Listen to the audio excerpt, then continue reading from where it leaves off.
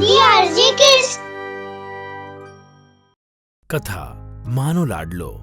ગંગાપુર નામના ગામમાં ગોમતી પોતાના બે બાળકો દીકરો શક્તિ અને દીકરી નૂતનની સાથે રહેતી હતી. એ કપડાં સીવવાનું કામ કરીને પોતાનું ગુજરાન ચલાવતી હતી. ગોમતી દીકરાને સ્કૂલે મોકલતી હતી, પણ દીકરી નૂતન પાસે ઘરનું બધું કામ કરાવતી હતી. શક્તિને સ્કૂલે જતા જોઈને નૂતન રડતી અને કહેતી, માં, મારે પણ સ્કૂલે જવું છે, મારે પણ ભણવું છે.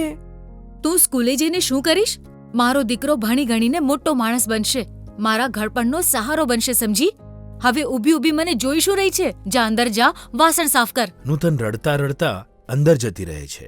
આ રીતે ગોમતી દીકરીને કોઈની કોઈ વાત પર ટોક્યા કરતી.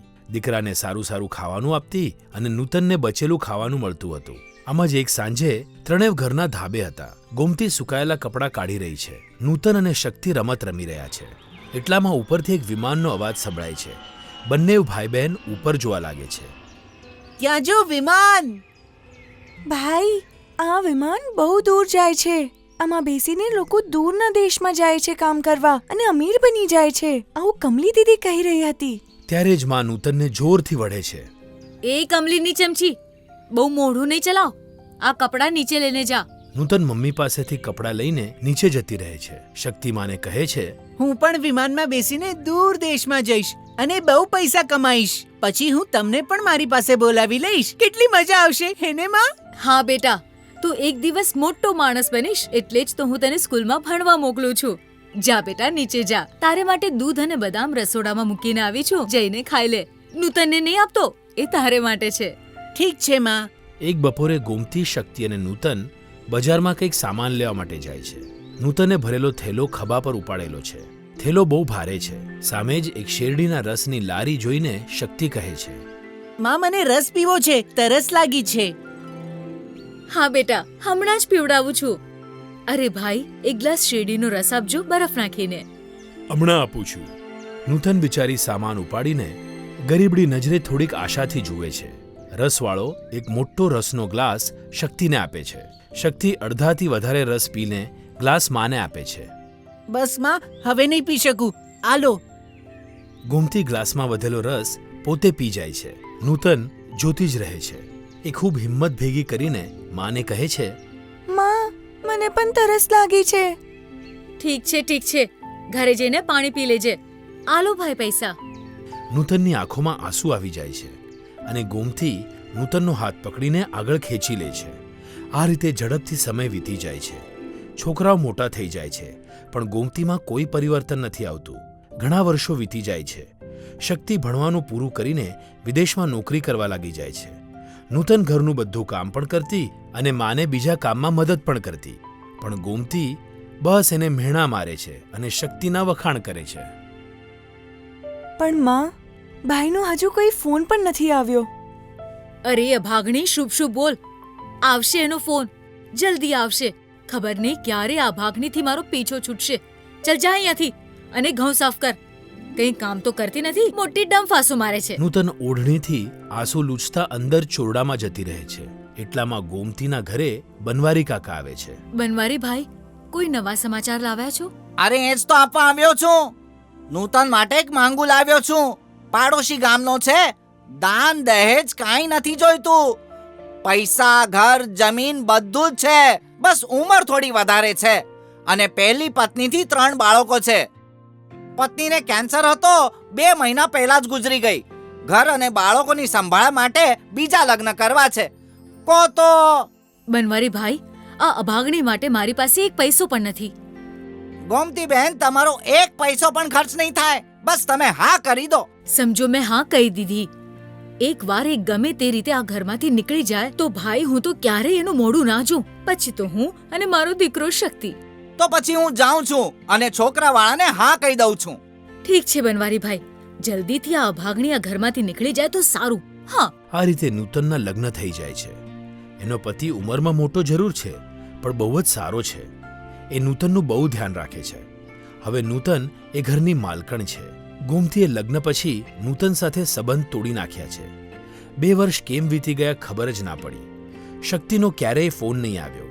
ગોમતી એના ફોનની રાહ જોતી રહેતી. પછી એક દિવસ શક્તિનો ફોન આવ્યો. હલો બેટા, હલો. માં કેમ છો? બેટા આટલા સમયથી તારી રાહ જોતા જોતા હું તો ગાંડા જેવી થઈ ગઈ છું. આટલા સમયથી તે ફોન કેમ ન કર્યો? માં બહુ જ કામ છે, સમય જ ના મળ્યો. તમે ચિંતા નહીં કરો, હું જલ્દી જ આવીને તમને મારી સાથે અહીંયા લઈ આવીશ. અને હા માં, મેં અહીંયા લગ્ન કરી લીધા છે. તમારી વહુ પણ કામ કરે છે. કેવી છે વહુ? મારી સાથે વાત કરાવ. હમણાં એ કામ પર ગઈ છે. તમે જ્યારે અહીંયા આવશો ત્યારે બધી વાતો કરજો, ઠીક છે માં? હવે હું ફોન મૂકું છું. સાંભળ બેટા, સાંભળ સાંભળ. શક્તિ ફોન મૂકી દે છે. ગોમતી સાંભળ સાંભળ બોલતી રહી જાય છે. આંખોમાં આંસુ પણ છે અને ખુશી પણ છે. એક અઠવાડિયા પછી શક્તિ માની પાસે આવે છે. એને જોઈને ગોમતી ખુશ થઈ જાય છે. એ આજુબાજુમાં બધાને કહે છે કે એનો દીકરો શક્તિ આવ્યો છે. ગોમતી એના માટે ગરમા ગરમ ખાવાનું બનાવે છે. શક્તિ ખાવાનું ખાય છે અને ગોમતી એને પંખો નાખી રહી છે. માં, હવે તું મારી સાથે આવીશ તો આ ઘર બેકાર થઈ જશે. આપણે આને વેચી દઈએ તો કેવું રહેશે? થોડા પૈસા મળી જશે તો કામમાં જ આવશે. આ તું શું કહી રહ્યો છે બેટા? હા માં, હવે તું વિદેશમાં જ રહેજે મારી સાથે અને મજા કરજે. ઠીક છે બેટા, જેવું તને ઠીક લાગે. હું આજે જ બનવારીને કહી દઉં છું, એ સારો ગ્રાહક લાવી આપશે. આ થઈને વાત, મારી વાલી માં. ચાલ, હવે તું થાકી ગયો હોઈશ, હું તારે માટે સુવાની વ્યવસ્થા કરી દઉં છું. અચ્છા બેટા, આપણે વિદેશ ક્યાં સુધી જઈશું? બસ જેવું મકાન વેચાઈ જાય એના બીજા દિવસે વિદેશ. બનવારીએ 2 જ દિવસમાં ગોમતીનું મકાન સારા ભાવમાં વેચી આપ્યું. શહેરના એક મોટા શેઠે 10 લાખમાં ગોમતીનું મકાન ખરીદી લીધું. પૈસા શક્તિએ પોતાની બેગમાં મૂક્યા. બીજા દિવસે શક્તિ જવાની તૈયારી કરવા લાગે છે. ગોમતી પણ જવાની તૈયારી કરે છે. માં, કાલે સવારે આપણે ટાંગાથી સ્ટેશને જઈશું અને પછી ટ્રેનથી દિલ્હી જઈશું. ત્યાંથી આપણે વિમાનમાં વિદેશ જઈશું. ઠીક છે બેટા. અને માં, તું વધારે સામાન નહીં લેતી, બસ જેટલું જરૂરી હોય એટલું જ લેજે. શક્તિ ટાંગામાં સામાન મૂકીને માને બેસાડીને સ્ટેશન તરફ નીકળી પડે છે. ગોમતી ખૂબ ખુશ છે. થોડા સમયમાં સ્ટેશન આવે છે. માં, તું અહીંયા જ બેસ ટાંગામાં, હું હમણાં ટિકિટ લઈને આવું છું. શક્તિ જતો રહે છે. ગોમતી રાહ જુએ છે. શક્તિ ઘણા સમય સુધી નથી આવતો. માજી, તમારે ક્યાં જવાનું હતું? ભાઈ, અમારે દિલ્હી જવાનું છે. દિલ્હીની ટ્રેન તો 1 કલાક પહેલા જ નીકળી ગઈ છે. તમારો દીકરો તમને મૂકીને જતો રહ્યો. ના, આવું ન બની શકે. મારો દીકરો આવું ના કરી શકે. ખોટું નહીં લગાડતા માજી, પણ તમારો છોકરો દેખાવમાં જ ચાલાક લાગી રહ્યો હતો. આ કળિયુગ છે, હવે નહીં આવે. હું તો બરબાદ થઈ ગઈ. મારા ઘરના 10 લાખ રૂપિયા પણ લઈ ગયો. હવે હું ક્યાં જાઉં?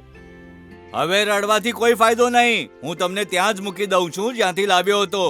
જે શેઠે ગોમતીનું ઘર ખરીદ્યું હતું એણે ગોમતીની વાત સાંભળીને ગોમતીને અમુક દિવસ ત્યાં રહેવાની અનુમતિ આપી દીધી. થોડાક દિવસો પછી ગોમતી આંખો પર ચશ્મા ચડાવીને ચોખા સાફ કરી રહી હોય છે. એટલામાં એના ઘરની સામે એક મોટી ગાડી આવીને ઊભી રહે છે.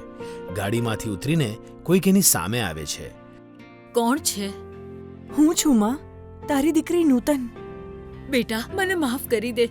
મેં તારી સાથે બહુ ખરાબ કર્યું છે. જૂની વાતોને છોડો માં. જે થઈ ગયું એ થઈ ગયું. હવે તું મારી સાથે ચાલ. નૂતન માને પોતાની સાથે ગાડીમાં લઈ જાય છે. ગાડી ઝડપથી આગળ વધી જાય છે.